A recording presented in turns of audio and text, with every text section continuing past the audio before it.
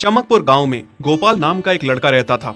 उसकी सौतेली माँ और बाप ने उसे घर से निकाल दिया था। उसकी सौतेली माँ ने सब कुछ अपने और अपने बच्चों के नाम पे कर रखा था और गोपाल को हिस्से के नाम पे 3 गायें दे रखी थीं। गोपाल पढ़ा लिखा तो बहुत था, पर नौकरी ना मिलने के कारण उसने सोच लिया था कि वो अब उन तीनों गायें की खूब देख रेख करके उनसे जो दूध मिलेगा उसे बेच के अपना कारोबार चलाएगा।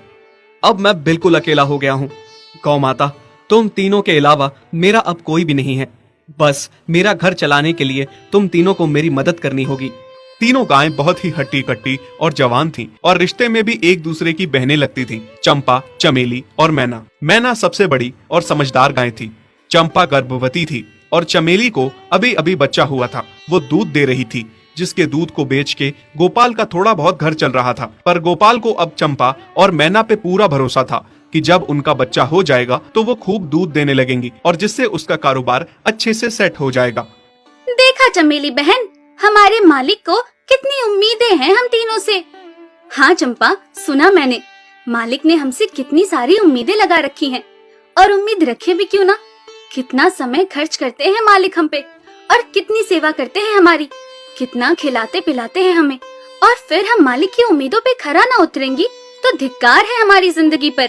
सही कह रही हो बहन तुम। चलो हम तो मालिक के लिए कुछ ना कुछ कर ही लेंगे।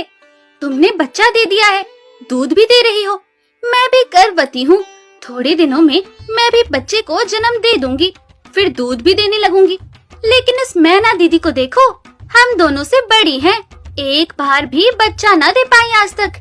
क्या इसका फर्ज नहीं बनता मालिक के लिए कुछ?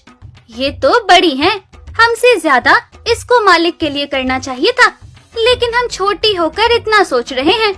तुम दोनों ऐसा क्यों कह रही हो? क्या गलत कह रहे हैं हम? सही तो कह रहे हैं। कितने सालों से बांझ पड़ी हो तुम।